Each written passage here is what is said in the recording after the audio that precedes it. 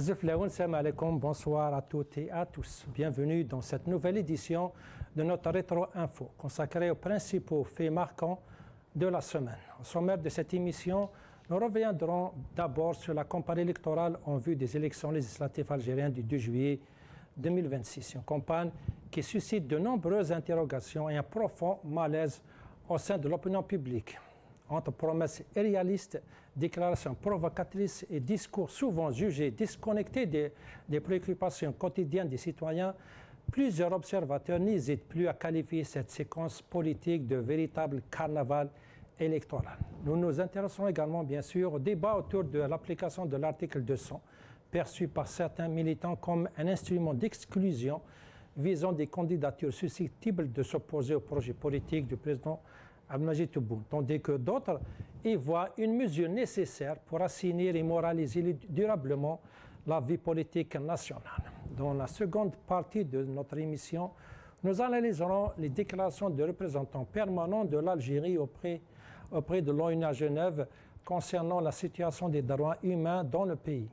Le diplomate a présenté un tableau particulièrement positif de l'état des libertés publiques, de l'activité politique et du mouvement syndical en Algérie. Des affirmations qui ont cependant suscité de vives réactions de la part de nombreux défenseurs des droits humains, lesquels estiment que cette présentation est largement en décalage avec la réalité vécue sur le terrain. Analyse, réaction, décryptage, retour sur une semaine qui continue d'alimenter des débats autour de l'état de la vie politique et des libertés en Algérie. Donc, pour essayer d'aborder ces sujets, de comprendre et d'analyser cette situation, j'ai le grand plaisir de recevoir donc, pour cette émission M. Gamal Abina, analyste politique à partir de Paris. M. Gamal Zouflak, marhaba bik, merci beaucoup d'avoir accepté notre invitation. Bonsoir et merci pour votre invitation. Super, merci beaucoup. Monsieur Hamid Loulou, directeur de Run for Démocratie en Algérie, avec grand plaisir avec nous à partir de Washington. C'est Hamid Zouflak, merci beaucoup d'avoir accepté notre invitation. Alaykoum salam. Merci pour l'invitation et bienvenue à tout le monde. Super, et avec grand plaisir, à partir d'Alger, militant politique, M. Fathi Agras est avec nous aussi. Fathi Zouflak, merci beaucoup d'être avec nous pour cette émission. Merci beaucoup pour l'invitation et merci beaucoup. Et bien sûr, avec grand plaisir, à partir d'Alger, j'ai le grand plaisir de recevoir M. Karim Tabou, militant politique à partir d'Alger. M. Karim Zouflak, merci d'avoir accepté notre invitation. Bienvenue.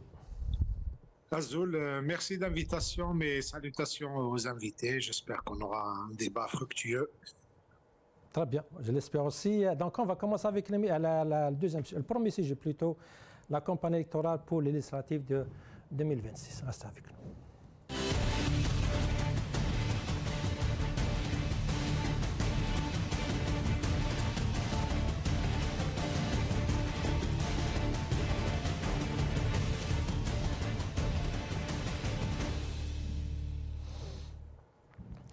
D'abord, pour commencer ce sujet, j'aimerais bien écouter M. Hassani, le président de Hams.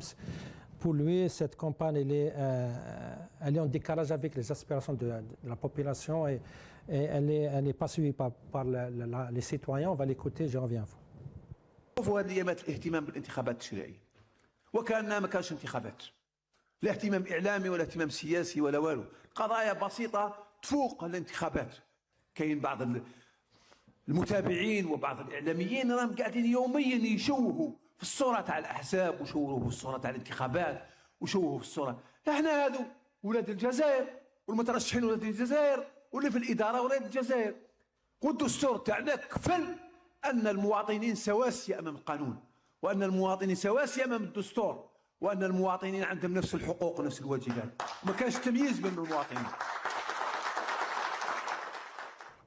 Monsieur Gamal Abina, je vais commencer avec vous si vous me permettez. Vous avez entendu Monsieur Hassani, de nombreux citoyens décrivent quand même cette campagne comme un spectacle plus que comme un débat politique. Est-ce que vous comprenez ce sentiment, Monsieur Gamal Abina? Quand on dit de nombreux citoyens, on n'a pas de statistiques pour le dire. Une chose certaine, c'est que toute campagne électorale est un spectacle politique, c'est un fait. On peut dire ce qu'on voudra, mais ce qui est rassurant en Algérie, c'est qu'il y a quand même des campagnes qui sont organisées, les élections régulières, les wilayas, là c'est législatives. Et je sais que vous allez arriver sur le terrain de savoir qui a été accepté ou pas, mais dans tous les cas de figure, moi j'ai beaucoup de gens qui ont participé à la course pour être candidat, énormément de demandes. Beaucoup ont été écartés, mais beaucoup ont été acceptés. Ça, on en parlera plus tard si vous voulez bien. Et concernant le principe d'une campagne, il y a toujours un côté spectacle, il y a toujours un côté interrogation, il y a toujours des critiques, évidemment, qui sont formulées, c'est normal, dans un débat de droit, un débat démocratique, dans un état de droit, je veux dire. Toutes les discussions sont autorisées, on a le droit de critiquer, on a le droit de ne pas être d'accord, on peut s'opposer, mais il faut participer à la vie politique. Mais justement, on a le droit de critiquer, on a le droit de proposer, mais c'est ça le problème. Beaucoup d'Algériens croient qu'il n'y a pas de proposition, il n'y a pas un débat, il n'y a pas une critique. Tout le monde, bien sûr, sont d'accord avec le projet d'Abdelmajid Tebboune. Donc, on ne voit pas une différence entre un candidat et un autre, il n'y a pas de différence entre eux, il n'y a pas, même celui qui veut voter, il n'a pas le choix, il ne sait même pas la différence entre les militants. C'est ça peut-être le problème de cette campagne, M. Abine. Je trouve que c'est plutôt ouvert. On n'est pas aux États-Unis, il n'y a pas de grands partis. Hein. Il y a plein de petits partis, des candidatures indépendantes.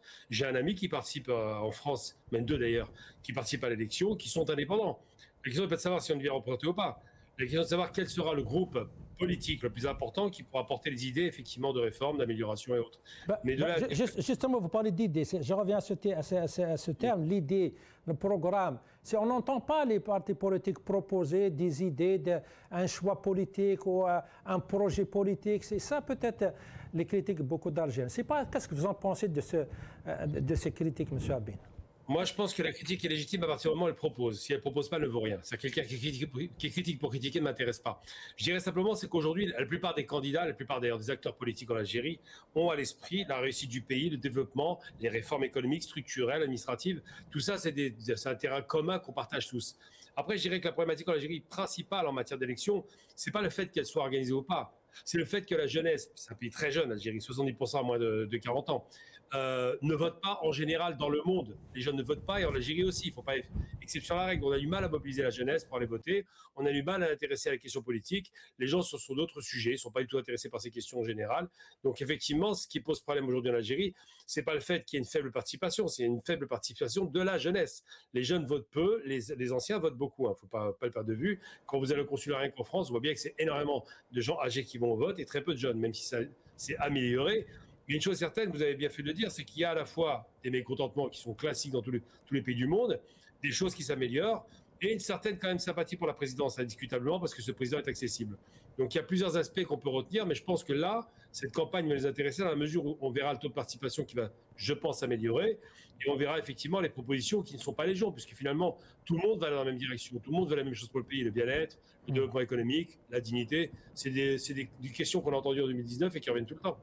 Et vous pensez que le boycott de la jeunesse, comme vous le dites, parce qu'il y a beaucoup de politiciens, eux, ils croient comme quoi ce boycott, c'est une décision politique, c'est un choix politique. D'autres, peut-être quand vous êtes... Je ne pas le boycott, hein. Je ne pas le boycott. J'utilise des bons termes parce que je n'aime pas quand on travestit ma pensée. J'ai dit que les jeunes ne votent pas parce qu'ils ne sont pas intéressés. Ce n'est pas un boycott, ce n'est pas une action politique. Voilà. C'est un désintérêt de la chose publique. Ce n'est pas pareil. Absolument. En France, il n'y a pas de boycott de la jeunesse, il y a juste, ils s'en fichent, ça ne les intéresse pas. Donc les jeunes n'y vont pas parce qu'ils ne sont pas intéressés. On a du mal à mobiliser les jeunes sur les questions politiques, sur les questions économiques, qui ne sont pas du tout là-dessus. Donc c'est un phénomène général dans le monde, pas en Algérie. Les pays du Sud sont plus jeunes que les pays du Nord, évidemment, mais en France, ceux qui votent, c'est les vieux, ce n'est pas les jeunes. Hein. Absolument. Donc, ce n'est pas un boycott, c'est juste un désintérêt de la chose politique. Merci, monsieur Gamal Abine. Je reviens à vous. Monsieur Hamid Lelouf, vous l'avez entendu. Voilà, c'est vrai que peut-être il y aura un boycott, peut-être plutôt il y a une abstention, peut-être il y a beaucoup de gens qui ne vont pas voter parce qu'ils ne sont pas intéressés de la chose politique, de la vie politique. C'est ça la raison de taux très faible dans les élections algériennes, comme dans tout le monde. Et c'est vrai que, en regardant dans les autres pays, c'est vrai que la jeunesse ne sont pas trop intéressés dans les élections. Est-ce que c'est ça, vous pensez qu'en Algérie, le taux faible de participation, c'est ça, c'est que la jeunesse, ou plutôt les Algériens, ne s'intéressent pas à la chose politique? Alors, pour moi, ma lecture, elle se fait dans deux cadres différents. Le premier, c'est l'apathie électorale au lieu du boycott. Et le deuxième cadre, c'est la baltagia médiatique, c'est-à-dire l'agitation médiatique. Alors pourquoi je dis apathie au lieu du boycott? Les pays avancés, effectivement, ils ont beaucoup d'abstention. Mais l'abstention, c'est le désintérêt par rapport, c'est ce qu'on appelle l'apathie électorale. C'est-à-dire que le jeune, quand il refuse d'aller voter dans un pays démocratique, il se dit, il n'y a pas de différence entre les candidats, j'ai ce qu'il faut, j'ai le minimum, j'aurais aimé avoir un candidat exceptionnel pour me donner plus que ça. C'est ça l'apathie, c'est le désintérêt électoral en effet. En Algérie, c'est pas ça. En Algérie, on parle de boycott. Mais il y a deux types de boycott. Il y a le boycott actif, où la population s'exprime par un refus et un rejet total, en la lançant, en s'engageant, en restant chez soi, etc. Mais ça, c'est presque impossible en Algérie parce que la législation s'est adaptée contre ça. Parce que c'est devenu criminel. Si vous appelez au boycott, vous êtes criminel et vous êtes arrêté par la police. Donc, il y a une différence entre un boycott, l'abstention et l'apathie politique. Le deuxième cadre, c'est le cadre de la baltagia médiatique ou la baltagia ou l'agitation. On a tendance à croire que, par exemple, les gens qui défendent le système de police politique, qui, moi, n'est pas un système dictatorial, parce que si vous dites que c'est une dictature militaire, ils vont dire « Ah, mais on a des élections ». Fake, c'est des élections truquées, c'est pour le show, ça c'est le système de la police politique, ça tout le monde le sait. Alors la baltagia, c'est l'agitation, parce que si vous dites qu'ils sont dans le déni, ça veut dire que ces personnes-là sont foncièrement et réellement convaincues de la justesse de leurs actions, de la justesse de leur politique, et qui croient vraiment que ce système va réussir. Ça, c'est du déni. Mais ils ne sont pas dans ça. Parce qu'au fond d'eux, ils savent tout ça, c'est du faux. Ils sont dans la baltagia. La baltagia, c'est comme quand vous avez des manifestations pacifiques, les gens sont contents, ils manifestent dans la rue, et tout d'un coup, vous avez des agitateurs derrière qui jettent des cailloux pour provoquer la police. Et ceux qui jettent les cailloux, bien sûr, ils sont embauchés par la police politique. Nous voyons la même chose avec ces élections, ou bien avec les pseudo-débats que nous avons à la télé, ou bien même sur votre télé, des gens qui viennent et qui racontent la même chose. Ils ont une dizaine, une quinzaine de phrases qui tournent dans tous les sens. Mais pourtant, M. Hamid, on voit les images en direct maintenant, ils sont bien cuits, il y a plusieurs candidats, l'Algérien, il a le choix entre plusieurs partis, et ils sont un peu partout à l'échelle nationale, on y va dans toutes les wilayas, il y a de la musique, il y a une réaction populaire locale, il y a une petite vie, si je peux dire, dans cette campagne. On a vu ça pendant l'ère Bouteflika, et pendant ce temps-là, c'était le urs, c'était presque les mariages. On voyait les gens, les sandwichs, le millefeuille, le café, les gens qui dansaient, le tambour, le raïta, les voitures, et on les voyait partout. Ça, ils peuvent faire ça parce que, vous savez, ça rentre dans le cadre de la baltagia. Ce sont des agitateurs qui sont embauchés pour faire ça. C'est leur travail. Ils ne sont pas convaincus. D'ailleurs, la preuve pour ça, Bouteflika l'a fait pendant 20 ans. Du jour au lendemain, tous ces gens-là se sont retournés contre lui. Parce que c'est le système qui veut que ce soit comme ça. C'est ça la police politique. La police politique, elle a des ressources. Non seulement elle a des ressources matérielles, mais aussi parce qu'elle est tellement intégrée dans la société et dans les institutions et aussi dans la société civile qu'elle peut mobiliser. Et elle a du mal à mobiliser, c'est pour ça qu'on voit cette démobilisation généralisée, mais comme ils ont les moyens de nous faire croire qu'il y a des élections, qu'il y a eu une campagne électorale, il suffit de placer quelques caméras à droite et à gauche, faire du rafistolage et du montage, et on va vous montrer qu'il y a des grandes foules, etc. Mais est-ce que réellement c'est ça? Non, quand vous voyez aussi des fuites, il y a des angles qui ont été pris, par exemple, parmi certaines foules, où vous prenez un découpage fait par la télévision algérienne qui montre une grande masse humaine, et on a eu des fuites où la même masse, quand vous la prenez d'un angle différent, ça vous montre qu'il y a quelques personnes. Et tout ça, c'est Vous pouvez le faire, c'est des techniques, c'est ce qui est utilisé. Très bien. Monsieur Fatah Agharras, vous êtes sur le terrain, vous êtes en Algérie, vous êtes à Alger. Comment vous jugez la participation des citoyens dans cette campagne? On a vu des images, c'est une fête, c'est un carnaval. Est-ce que vraiment les Algériens ne sont pas concernés par cette élection, par cette campagne électorale? La situation n'a pas changé, on est dans le même contexte politique répressif. On ne va pas attendre que les élections législatives vont donner des résultats différents par rapport aux élections précédentes. Impossible. Les Algériens boycottent le jeu politique officiel. Là où, en réalité, on parle du jeu politique officiel, mais en réalité, la politique, elle s'exerce là où le pouvoir réprime. C'est-à-dire, avec ces élections, il n'y a aucun enjeu politique. Et il n'y a aucun enjeu politique. C'est-à-dire, les Algériens font de la politique par le rejet du système, font la politique par le hirak, font la politique par, je dirais, l'affrontement avec ce pouvoir, avec ce système. Les gens qui sont dans les prisons de ce pouvoir, ce système, ils sont en prison parce qu'ils font de la politique, parce que c'est des activistes politiques. Monsieur Agharras, peut-être quelqu'un va dire, ceux du pouvoir vont dire comme quoi, pourtant, on a vu la quasi-majorité des partis politiques qui exercent légalement en Algérie participent à ces élections. Que, voilà, c'est une preuve flagrante comme quoi tout le monde est concerné, que toute la classe politique est concernée. C'est ça l'argument peut-être de beaucoup de gens qui sont pour ces élections.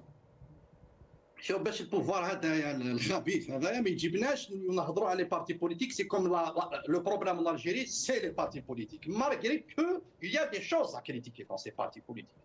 ما نهضرش على لا فالا لاراندي ولا هذو لي زاباري سي با دي بارتي بوليتيك لي زاباري تاع البوفوار هذيك حاجه واحده اخرى. Et bien le problème c'est pas dans ces partis politiques parce qu'en réalité même leur participation est تحت المطرق. C'est-à-dire باش نتفاهموا عندك un régime répressif. Il menace tout le monde. Il menace les gens qui participent ou là les gens qui boycottent. Tout le monde est menacé par la répression. Parce qu'une تحدى غدوى هناك واحد يقول لي باللي même les partis politiques اللي راهم dans la participation ما مش تحت المطرق. Et ce qu'il fait, le problème اللي رانا عايشينه دوك, c'est le problème مع هذا البوفار, مع هذا السيستم. C'est lui qui est en train d'orchestrer tout. Il veut orienter le débat vers là où il sera à l'aise. صافي نبداو نهضروا على فلان ما معماها يهضر نابورت كوا. هذا الفلان هذا ماشي هو اللي يدخل الناس الحباس, سي تبون شي قريحه والسلابس اللي موراهم ما يدخلوا الناس الحباس. هما اللي راهم يضربوا في لي زالجيريان, هما اللي يجوعوا في لي زالجيريان. اسكي في لي زالجيريان يفر سو ديباراسي سي جون لا. Peut-être monsieur Fatah Agharras, peut-être quelqu'un va dire comme ça parce que le pouvoir il a trouvé ses mains libres, il n'y a aucune qui va l'empêcher de continuer. Il n'y a aucun obstacle, il n'y a aucune déclaration. Non, je dis c'est pas, ça le problème.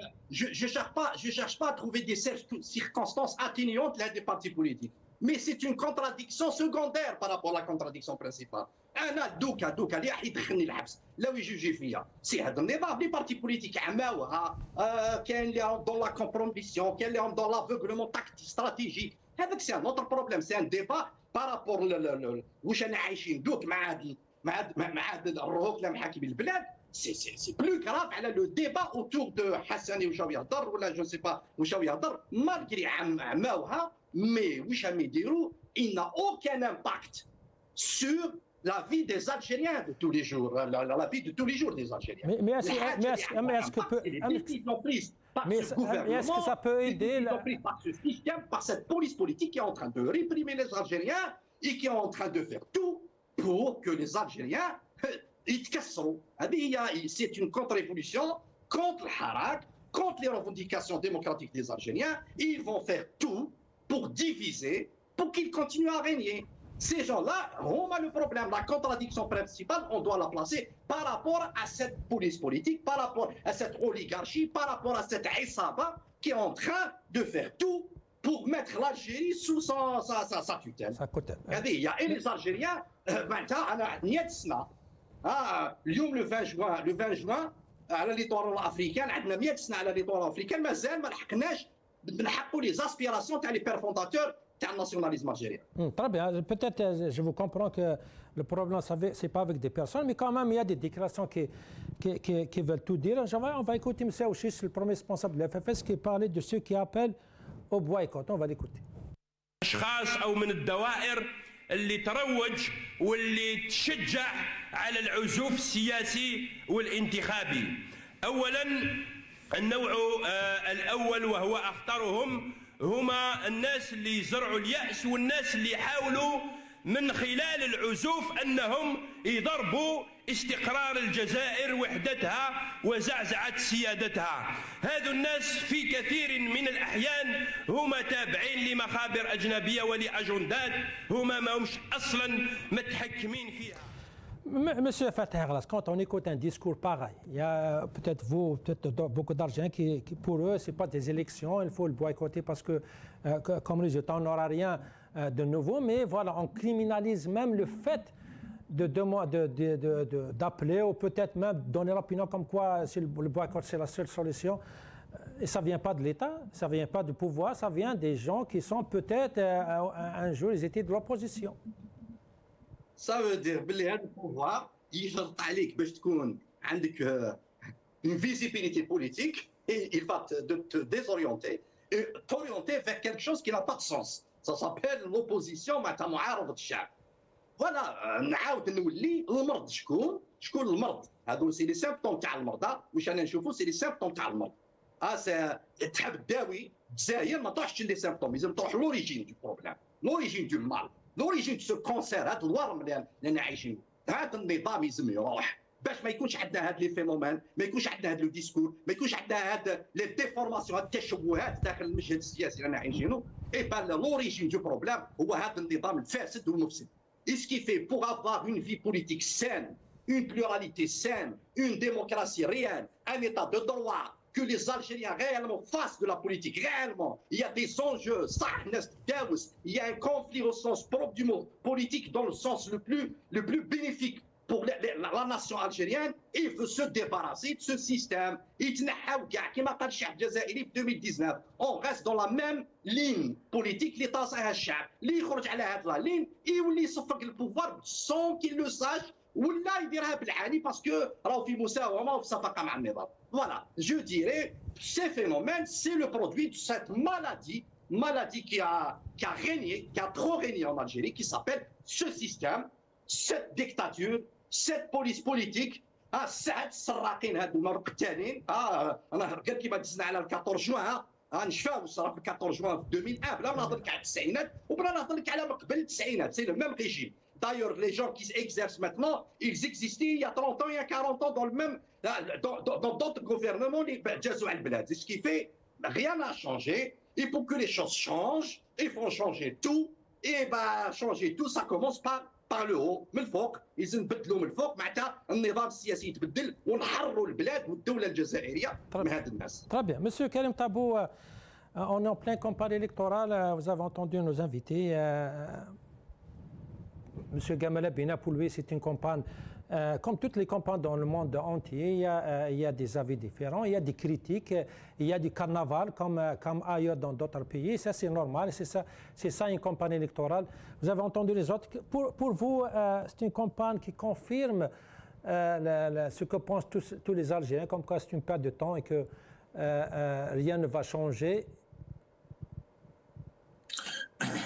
D'abord, merci.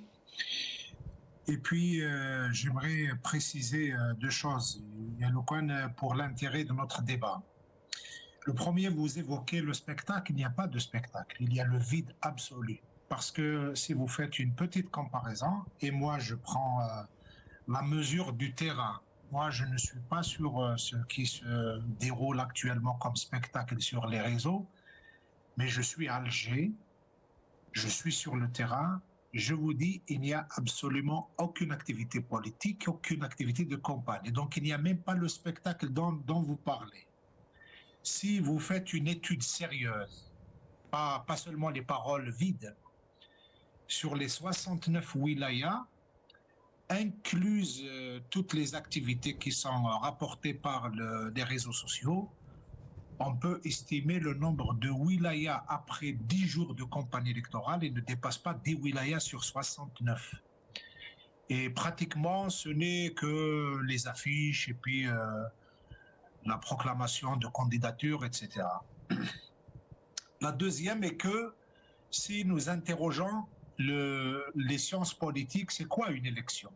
Une élection est une désignation par le vote des électeurs, des gens qui vont les représenter. Les Algériens savent que cette définition de l'élection n'existe pas chez nous. Dès lors que, d'abord, sur le plan, le chef de l'État lui-même l'a dit plusieurs fois, que le taux de participation, la participation des gens n'est pas le souci majeur du pouvoir. Donc, le pouvoir lui-même, il a une machine qui lui règle les élections, c'est la machine des chiffres.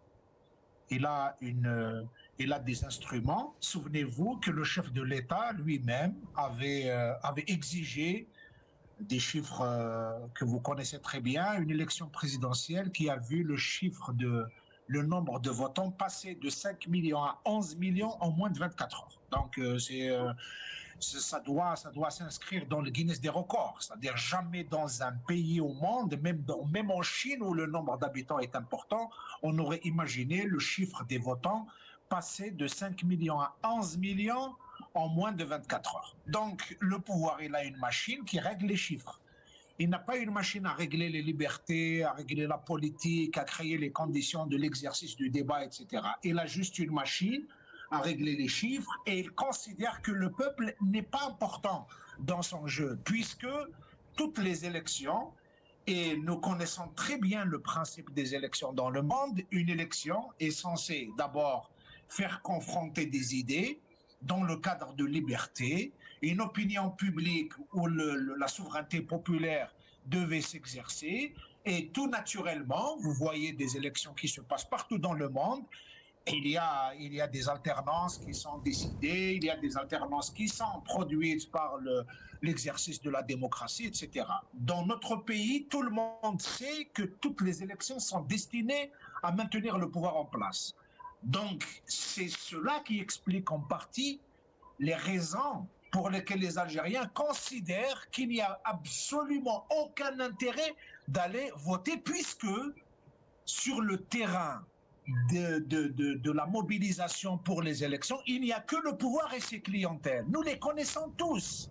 Dans le village, au niveau de la commune, au niveau de la wilaya, à tous les échelles, les Algériens connaissent les gens qui s'agitent dans les élections. Ce sont les agents du pouvoir, les agents des services et les clientèles. C'est tout, ça ne mobilise plus la société.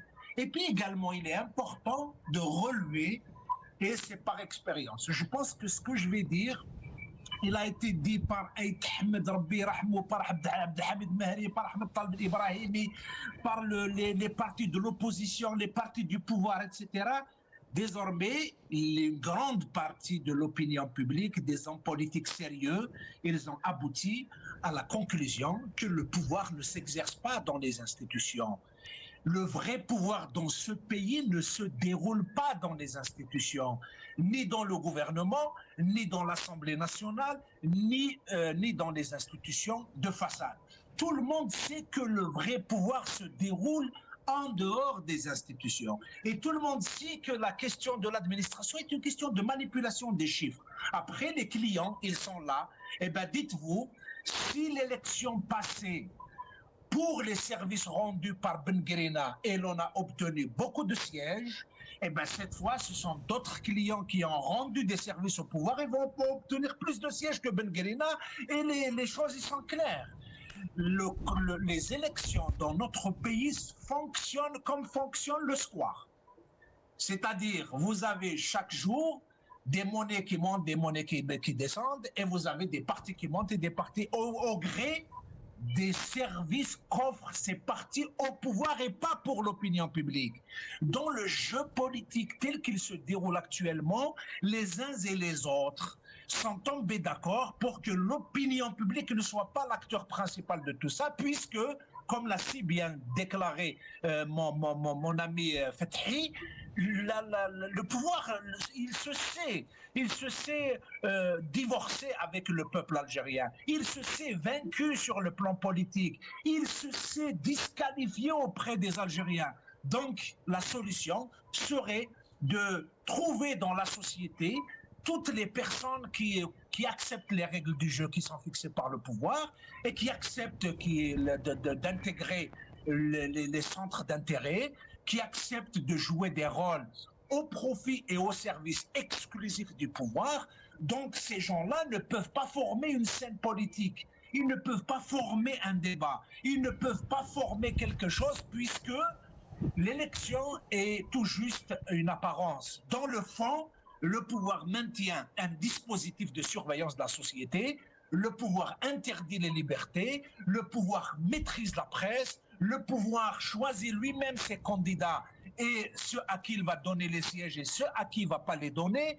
Et d'ailleurs, c'est très simple.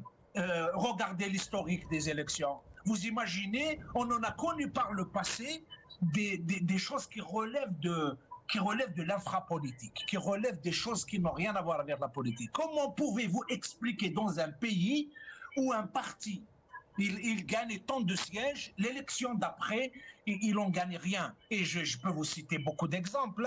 Harakat al-Islah al-Watani, elle était à un certain moment la première force politique dans le pays. Le lendemain, il n'y a rien. Le parti d'Amara Ben Younès, c'était la troisième force du pays. Le lendemain, c'est rien.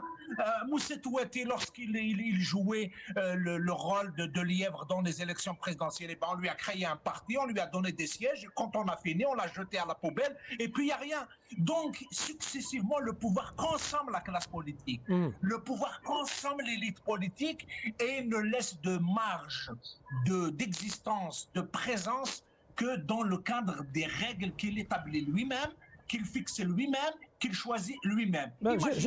Justement, Karim, comment répondre à ceux qui, pour eux, les appellent au boycott à montrer ses limites et que c'est une occasion à forcer la main au pouvoir, à créer cette dynamique populaire, c'est une occasion pour mobiliser les gens qui veulent un vrai changement, pour au moins avoir, pourquoi pas une majorité au Parlement, comme première étape. Est-ce que vous pensez que c'est une vue réalistique de créer, de pouvoir, de vouloir plutôt créer cette dynamisme populaire et voilà, créer la surprise et forcer la main au pouvoir, si on mobilise la population? Créer une dynamique politique est une chose, participer dans l'agenda du pouvoir est autre chose. Vous êtes en train de vous adresser à quelqu'un qui a une expérience de l'Assemblée nationale. Je vous assure que lorsqu'on était membre à l'Assemblée nationale, que Taliba, qui est actuellement en prison, était Rabb al-Barlaman. C'était lui le chef. Il y a des ministres, lorsqu'ils sentent qu'ils risquent d'être limogés de leur poste de ministre, ils montent au 5e étage pour voir Taliba. Au niveau de l'Assemblée nationale, pour ceux qui sont en train de mentir au peuple algérien, il n'y a pas de possibilité de faire quoi que ce soit dans l'Assemblée nationale puisque les décisions se prennent ailleurs. L'Assemblée nationale n'est là que pour avaliser des décisions qui sont prises ailleurs. Vous imaginez, vous allez vous retrouver, on a eu des expériences par le passé, l'Assemblée nationale constituée de parlementaires de toutes les tendances entre guillemets, mais qui sont en fait les dérivés de la police politique dans leur majorité, vote la loi sur les mines, sur les hydrocarbures à l'unanimité, et puis quand Bouteflika avait proposé des amendements, il a complètement remis en cause la loi sur les hydrocarbures, les députés la votent à l'unanimité. Et lorsque vous avez une constitution qui est votée à l'unanimité, le lendemain, on leur propose tout le contraire de cette constitution, elles sont votées à l'unanimité.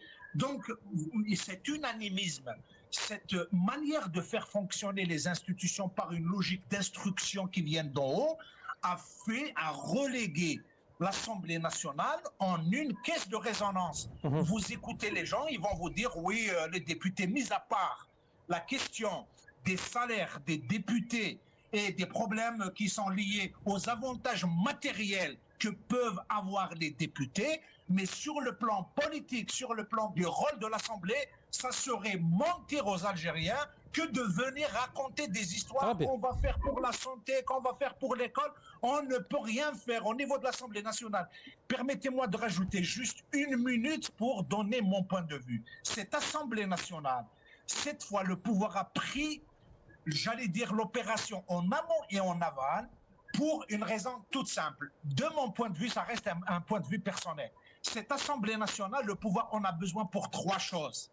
La première est que cette Assemblée, le lendemain de son installation, elle va être sollicitée à amender la Constitution pour réouvrir les mandats, pour donner la possibilité au chef de l'État d'aller pour un 3e mandat en violation de tout ce qui a été donné comme promesse aux Algériens. Le lendemain du Hirak, une des choses qu'on avait dit aux Algériens, que c'est fini l'oligarchie, c'est fini le régime de Bouteflika, on va mettre des règles claires et il est hors de question de réouvrir les nombres de mandats. Je vais vous dire que cette Assemblée va aller dans ce sens. La deuxième, c'est que cette Assemblée nationale qui va donner une apparence de représentation du peuple algérien, là où le pouvoir a échoué, a encaissé des coups, elle ne voudra pas les adosser, il ne voudrait pas assumer à lui seul la responsabilité, et bien cette fois il va faire confier un certain nombre de choses à l'Assemblée nationale, notamment sur la question du Sahara occidental. L'échec diplomatique, l'échec politique, l'échec tout court du pouvoir, au lieu qu'il l'assume lui-même, il va confier une partie de cet échec à l'Assemblée nationale. La troisième, et il ne faut pas vous étonner que je vous l'annonce depuis maintenant, eh ben, je vais vous dire que la préparation des élites choisies d'avance pour éventuellement, et l'histoire retiendra tout ça à l'avenir, vers la tendance, le chemin vers les accords d'Abraham, je vous assure que l'Assemblée nationale qui va être décidée cette fois aura tout simplement 3 tâches. La première tâche, 3e mandat, les entériner les échecs du pouvoir, les endosser à l'Assemblée nationale, et puis la 3e, préparer le chemin vers le bradage du pays et tout simplement le renoncement total à tout ce qui a été le socle des valeurs, le socle des combats que menait l'Algérie depuis très longtemps. Très bien, Monsieur Bina, je vous donne un moment pour essayer de répondre à ces doutes, à ces craintes de ces militants. C'est des gens, c'est des militants politiques, c'est des chefs de parti qui expriment leurs doutes, leurs peurs, leurs craintes pour le futur algérien. Est-ce que vous comprenez ces déclarations, M. Habib? Ben, ils ne sont plus aux commandes, c'est normal qu'ils ne soient pas contents. Mais j'aurais de dire simplement une chose, c'est que j'entends beaucoup de choses négatives comme ça, mais pourquoi est-ce que finalement on organise des élections?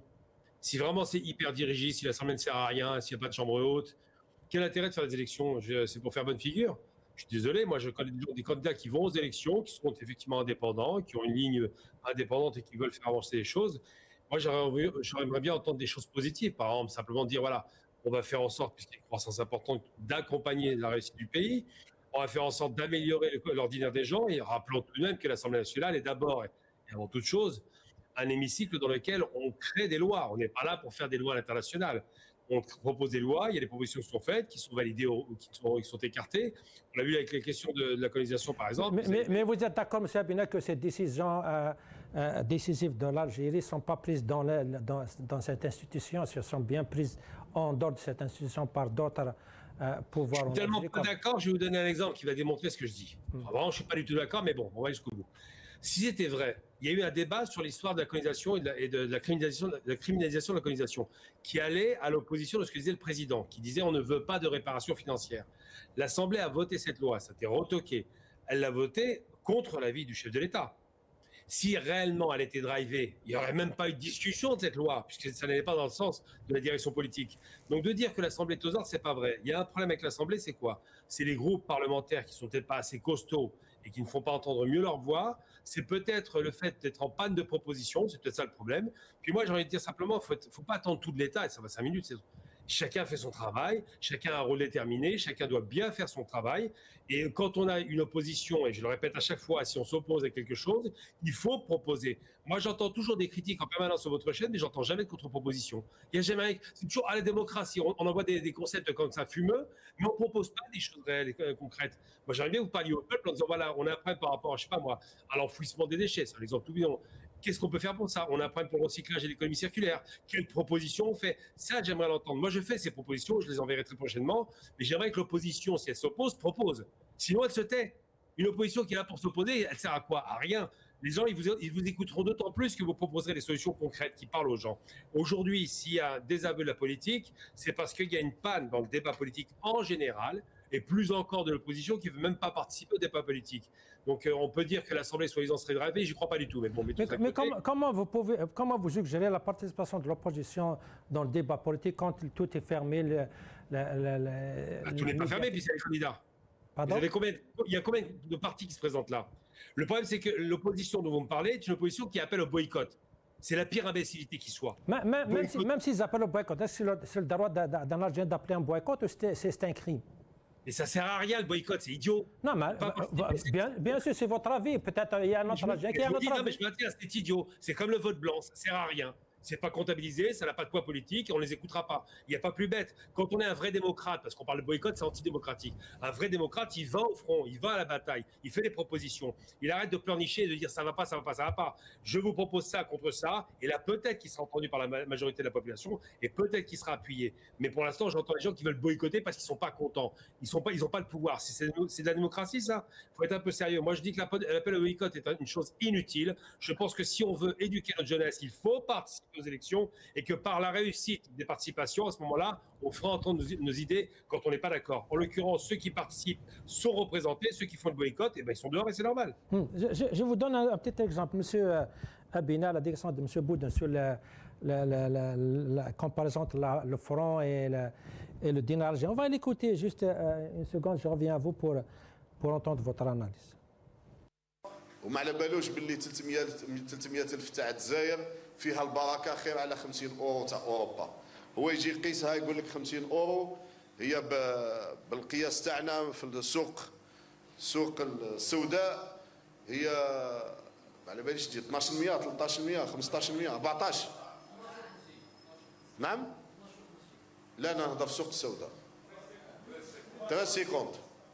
واش تجيب له 1350 لتما ويروح يشري بتي بانا خبز يشريها ب2 اورو. واش تجيب له يروح يشري قرعه سعيده يجيبها ب2 اورو. وبلادك كي تبني في بلادك ياك بنيت في بلادك. تروح حراق يستغلوا كل قطره تاع العرق تاعك يستغلوك يمصوك كي القرص. ربما تقدر انك تلم شويه بعد ما تعيش معيشه ما يرضوها لكش والديك واصحابك. Monsieur Gamal Abina, M. Boudin, c'est le premier responsable peut-être d'une deuxième force politique en Algérie, légalement. Et quand vous l'écoutez, vous l'entendez avec ces déclarations, beaucoup considèrent comme déclarations provocatrices, et peut-être ça discrédite l'institution parlementaire, même ça discrédite les élections. Est-ce que vous pensez finalement que le pouvoir, s'il laisse les déclarations pareilles, il pousse au boycott, il ne veut pas que les gens votent? Parce que c'est incroyable d'entendre des déclarations pareilles. Vous êtes en France, il compare les 50 € avec les 300 000 centimes en Algérie, quand même. Il faut oser faire cette comparaison. Vous savez, vous faites référence effectivement au change et la question du taux officiel officieux. Moi, je vous dis simplement, c'est que si le taux officiel ne rejoint pas l'officieux, c'est peut-être qu'il y a un laisser-aller volontaire et que ça a un intérêt pour l'Algérie en termes d'exportation. Parce que la fabrication de produits ne coûte pas cher, et effectivement, pour l'export, c'est favorable. Donc, il y a une logique qui peut-être participe de cela. Je ne sais pas, mais c'est possible. Mais ça reste illégal. Ah, mais l'illégalité et la tolérance, c'est deux choses différentes. En France, par exemple, la consommation de la drogue, elle est tolérée, alors que la vente est illégale. La question est de savoir, est-ce que dans ce pays-là, on a une intention qui est définie? L'intention, c'est le tout export aujourd'hui, c'est affirmé. Il y a une production nationale qui est diversifiée. Maintenant, on veut exporter. Donc, il y a une tolérance, effectivement, sur le change informel. Pourquoi? Pour deux raisons. Première raison, c'est parce que le dinar maintenu artificiellement cher n'est pas favorable à l'Algérie. Pour l'exportation, j'explique. Ensuite, parce que effectivement, il n'y a pas encore une installation formelle du système bancaire et du change massif qui est en place. Ça se met en place, ça commence à arriver. Et je ne vous cache pas que moi, de mon côté, je fais beaucoup d'interventions sur le plan national en France ou à l'étranger, dans les pays européens. Et quand les gens me demandent comment investir en Algérie, je dis d'acheter un appartement. Et ils me disent, ouais, mais le change, on ne sera pas favorable si on ouvre un compte. Et je leur dis, mais soyez légalistes, acceptez le taux officiel, parce que de toute façon, vous êtes gagnant. Que ce soit 150 ou 300, ça revient au même. En termes d'euros, on a une monnaie très forte. Donc, on n'a pas à participer à ça. Faites un effort. Pour acheter des vêtements en Algérie, c'est pas grave d'aller au square, entre guillemets. Même si le fait de comparer 50 €, celui qui gagne 50 € peut-être la journée, même si en général on gagne beaucoup plus que ça. Mais bon, on va dire que 50 € par jour, et la compare à 300 dinars, que peut-être tu ne peux même pas acheter un plat, un dîner avec ces 300 000. Est-ce que c'est pas une provocation à la population algérienne de dire des choses pareilles? Vous savez, ce qu'on appelle comparaison et paraison, c'est une phrase un peu débile que je vous resserre malheureusement. La comparaison n'a pas de sens. Pourquoi? Parce que le pouvoir d'achat en Algérie est plus faible qu'en France, c'est un fait, mais le coût de la vie est plus faible en Algérie qu'en France aussi. Quand vous avez un salaire en France à 1 500 €, vous avez un loyer à 1 000 €, il n'y a aucune comparaison avec l'Algérie. C'est des conditions où 80% de votre budget est dévoré par le loyer. En Algérie, on a quand même la chance d'avoir une population qui est majoritairement propriétaire, ce qui fait une économie en termes de coût du loyer. C'est pour ça qu'ils arrivent plus ou moins à s'en sortir. Il faut améliorer. Les salaires doivent augmenter graduellement. Il faut plus d'entreprises pour augmenter les salaires. C'est un principe salvateur qui ne fonctionnera que si on crée de la richesse. On ne peut pas distribuer de l'argent des gens s'il n'y a pas d'entreprise pour créer de la richesse. Donc la question, elle est très simple. Comparer la France et l'Algérie est provocateur et idiot, ça ne mène nulle part. On ne doit pas comparer deux pays qui ne partent pas des mêmes principes, qui ne sont pas dans la même direction. La France est ultralibérale, l'Algérie sociale, donc il n'y a aucune comparaison possible. Très bien. Monsieur Hamid Lula, un commentaire sur cette déclaration. Voilà, on a une chance, on peut changer des choses si on est majoritaire dans l'institution parlementaire, et c'est une occasion à ne pas rater. Si on réussit à mobiliser les gens, la preuve, il a cité la loi sur la criminalisation de colonialisme. C'est ça l'analyse de ceux qui sont plutôt proches de l'idée du pouvoir. Vous savez, la déclaration de cet idiot national, c'est quelqu'un qui lui a soufflé une idée. En anglais, on appelle ça Power Parity Purchase. C'est le pouvoir d'achat, la parité du pouvoir d'achat.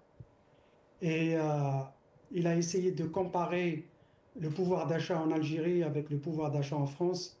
Il s'est cassé le bras parce qu'il ne comprend pas le concept. Mais je n'ai pas envie de parler de ça parce que cette discussion économique est biaisée. Dire qu'on va laisser la monnaie algérienne tomber parce qu'on fait de l'export. Mais qu'est-ce qu'il ne faut pas entendre? Oh mon Dieu, qu'est-ce qu'il ne faut pas entendre? Comparer l'économie algérienne avec l'économie chinoise. Ça, c'est les Chinois qui font ça parce qu'ils inondent le marché mondial avec leurs produits. Nous inondons avec quoi? Avec des cailloux de grâce. Moi, j'ai envie de commenter sur les idiots qui décident de boycotter les élections. Les idiots, ce sont ceux qui se présentent aux élections, soi-disant opposants, contre tous, qu'ils soient de partis de pacotille ou d'individus indépendants, et qui tous soutiennent le programme du pseudo-président qui n'existe même pas. Voilà l'idiotie. L'idiotie, c'est quand vous avez les mêmes baltagiams, les mêmes agitateurs qui sont utilisés par ce système politique pour dire ce que le pouvoir dit tout le temps. Si nous boycottons, nous sommes l'ennemi. L'ennemi qui est payé par les forces étrangères. Grave accusation. Si on était dans un état de droit, moi je porterais plainte parce qu'il faut apporter des preuves irréfutables que les opposants ou les militants qui appellent au boycott actif les associer à des intérêts étrangers. Et nous savons que le système de police politique, qui est un conglomérat de cercles qui gravitent autour du noyau de décision, ces mêmes cercles sont influencés par les intérêts étrangers. Et je suis d'accord avec monsieur, avec les intervenants d'Algérie, et je vais le dire parce que moi, je ne crains pas les répercussions de leur loi liberticide. Oui, chaque groupe d'influence au sein de cette oligarchie de police politique a une influence étrangère, y compris française, y compris américaine, chinoise et russe et turque. Et c'est pour ça que à chaque fois qu'il y a un groupe qui perd, il le perd au bénéfice d'un autre, jamais le peuple. Le peuple ne voit jamais rien. Le peuple, il ne participe pas. Le peuple, il n'est pas considéré. Le peuple est maintenu sous perfusion. Le peuple, c'est comme un malade. On ne veut pas qu'il meure, mais on ne veut pas qu'il se réveille, alors on le maintient sous perfusion. C'est pour ça que nous avons ce pseudo-modèle social, socio-économique. Non, ce n'est pas du social. C'est de la klétocratie, c'est du vol. C'est des voleurs. Et l'Algérie, malheureusement pour nous, c'est un pays trop riche. Et cette richesse, elle est utilisée par ce système de police politique qui crée de la clientèle. C'est du clientélisme. Et c'est pour ça que certains partis perdent perdent de leur influence parce que les cercles qu'ils soutenaient ne sont plus en force. Les gens qui font semblant de participer, certains par naïveté, certains peut-être parce qu'ils ont envie de changer, mais beaucoup ils le savent. Ils le savent et c'est pour ça que moi je les appelle les baltagia. Ça c'est de la baltagia. Baltagia politique, la baltagia médiatique, à nous sortir toujours les mêmes histoires. Très bien. Monsieur Fathi Gharras, on entend beaucoup le fait que l'opposition, c'est vrai qu'elle oppose, elle veut boycott, elle ne veut pas participer à ce que le pouvoir propose, mais d'un autre côté, il n'y a aucune alternative. On a entendu M. Gamal Abina, on ne propose rien, il n'y a pas un autre choix à la population. Comment on peut répondre à ces accusations, M. Fathi Gharras? La première des choses, dans un pays qui se respecte, quand tu as 80% de rejet d'élection, ça veut dire normalement réellement dans une crise politique. 80% من الشعب عم يقولوا لك ماناش معاك ماناش قابلينك. هذا 80% selon les chiffres officiels. On peut pas dire 80% ما مشي voter, c'est 80% c'est des idiots. Et les 20%, c'est eux qui sont en train en réalité de prendre l'Algérie dans le bon chemin. Oui, هذا عندك الحق وحدك. 20% عندهم الحق 80% ما عندهمش الحق. تسمى البلاد هذيك ماشي حتتبنى هذه. C'est-à-dire, en réalité, c'est ça. C'est le peuple algérien qui est en train de nous dire trouvez une alternative à ça. 80% d'Algériens, ils disent on ne peut pas s'en sortir avec ces gens-là. Ils boycottent, ils rejettent. Ça veut dire s'il n'y a pas un travail dans ce sens, c'est un problème qui n'est pas posé par rapport à la réalité imposée par le peuple algérien. C'est un problème où les élites ils n'ont pas trouvé des solutions, des réponses à cet appel, à ces aspirations. Ces aspirations qui s'expriment par le rejet des élections, pas par la participation. Ici, il y a des élites qui sont en symbiose réellement avec le chap. Ça veut dire que ça, c'est un signal. Ils doivent trouver des solutions, répondre à ça, à de la soif. Non, ça veut dire, voilà, 80% يقول لك ماناش حابين العملية السياسية تاع النظام، نقول لهم vous êtes des idiots. راكم خالطين معزة ولا طارت. En réalité, c'est le gouvernement des minorités. هذا واش انا عايشين. C'est quoi notre proposition? C'est quoi notre proposition, monsieur? C'est quoi notre proposition? On parle de transition démocratique toujours كنا نقولوا باللي كاع هاد لا كريس بوليتيك لان فيها depuis 92, il faut le dire, depuis 92 صرا اللي صرا الناس ماتت لي ديسبارو الدنيا نورمال يقلبوا الباشا وما كان والو. زاد 2001 لا كريس تاع 2001 الموتى كيف ça veut dire que un crime d'État, des crimes d'État qui ont été commis en Algérie, et normalement, on a dit, la crise politique, elle est en train de se reproduire et de s'aggraver. Pour dire qu'on doit passer vers autre chose. Où sera, qui appartiennent à ce système, le système, les Algériens n'ont pas contrôlé. Tebboune, il était quoi? Il était le ministre de Bouteflika. Il faut pas duper, يعني ما يكذبوش علينا. شنقريحة c'était le second تاع بكايد صالح. Ça veut dire c'est les mêmes visages. جابوهم لنا باش soi-disant قال لك نكملوا الخدمة تاع الحراك. واش داروا؟ دخلوا كاع الناس اللي كانوا في الحراك الحبس. اللي يهضر بس الحراك داروا 87 bis. Maintenant 87 bis. Parler de la transition démocratique en Algérie, c'est considéré comme, je dirais, un crime.